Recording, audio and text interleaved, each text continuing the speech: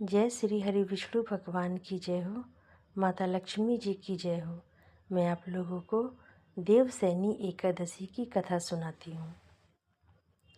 धर्मराज युधिष्ठिर ने कहा, हे केशव, आषाढ़ शुक्ल एकादशी का क्या नाम है? इस व्रत के करने की विधि क्या है? यानी धर्मराज युधिष्ठिर ने भगवान श्री कृष्ण जी से कहा कि हे केशव, आषाढ़ शुक्ल एकादशी का क्या नाम है? इस व्रत के करने की विधि क्या है और किस देवता का पूजन किया जाता है? श्री कृष्ण कहने लगे कि हे युधिष्ठिर, जिस कथा को ब्रह्मा जी ने नारद जी से कहा था वही मैं तुमसे कहता हूँ। एक बार देव ऋषि नारद जी ने ब्रह्मा जी से इस एकादशी के विषय में जानने की उत्सुकता प्रकट की। तब ब्रह्मा जी ने उन्हें बताया, सतयुग में मंधाता नामक एक चक्रवर्ती सम्राट राज्य करते थे। उनके राज्य में प्रजा बहुत सुखी थी, किंतु भविष्य में क्या हो जाए यह कोई नहीं जानता। अतः वे भी इस बात से अनभिज्ञ थे कि उनके राज्य में शीघ्र ही भयंकर अकाल पड़ने वाला है।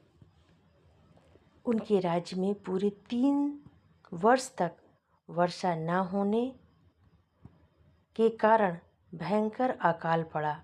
इस अकाल से चारों ओर त्राही त्राही मच गई। धर्म पक्ष के यज्ञ, हवन, पिंडदान, कथा, व्रत आदि में कमी हो गई। सब मुसीबत पड़ी हो तो धार्मिक कार्यों में प्राणी की रुचि कहाँ रह जाती है। प्रजा ने राजा के पास जाकर अपनी वेदना की दुहाई दी। राजा तो इस स्थिति को लेकर पहले से ही दुखी थे। वे सोचने लगे कि आखिर मैंने ऐसा कौन सा पाप कर्म किया है जिसका दंड मुझे इस रूप में मिल रहा है। फिर इस कष्ट से मुक्ति पाने का कोई साधन करने के उद्देश्य से राजा सेना को लेकर जंगल की ओर चल दिए।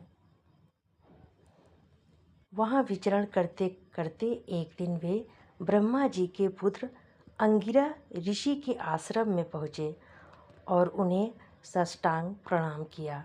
ऋषिवर ने आशीर्वाद दिया और उनका हाल पूछा। फिर जंगल में विचरने व अपने आश्रम में आने का प्रयोजन जानना चाहा। तब राजा ने हाथ जोड़कर कहा, महात्मन, सभी प्रकार से धर्म का पालन करता हुआ भी मैं अपने राज्य में दुर्भिक्ष का दृश्य देख रहा हूँ। आखिर किस कारण से ऐसा हो रहा है? कृपया इसका समाधान करें। यह सुनकर महर्षि अंगिरा ने कहा, हे राजन, सब युगों से उत्तम यह सतयुग है। इसमें छोटे से पाप का भी बड़ा भयंकर दंड मिलता है।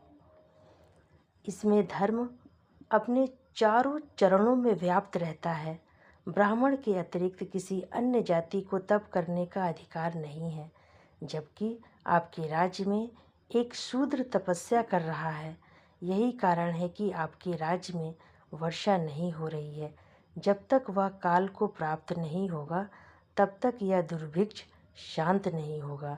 दुर्भिक्ष की शांति उसे मारने से ही संभव है। किंतु राजा का हृदय एक नर अपराध शूद्र तपस्वी का समन करने को तैयार नहीं हुआ। उन्होंने कहा, हे देव, मैं उस निरपराध को मार दूं, यह बात मेरा मन स्वीकार नहीं कर रहा है। कृपया करके आप कोई और उपाय बताएं। महर्षि अंगिरा ने बताया, आषाढ़ माह के शुक्ल पक्ष की एकादशी का व्रत करें, यानी आषाढ़ माह के शुक्ल पक्ष की देवसैनी एकादशी का व्रत करें। इस व्रत के प्रभाव से अवश्य ही वर्षा होगी।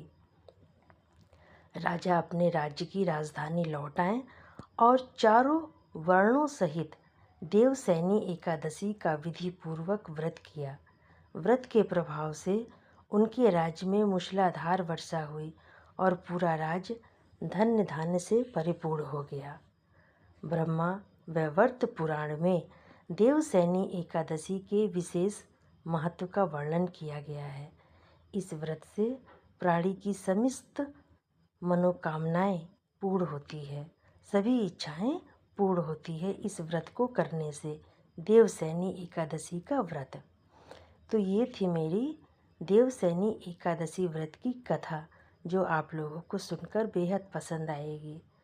जय श्री हरि विष्णु भगवान की जय हो, माता लक्ष्मी जी की जय हो, ठाकुर जी की जय हो, सत्यनारायण भगवान की जय हो। धन्यवाद।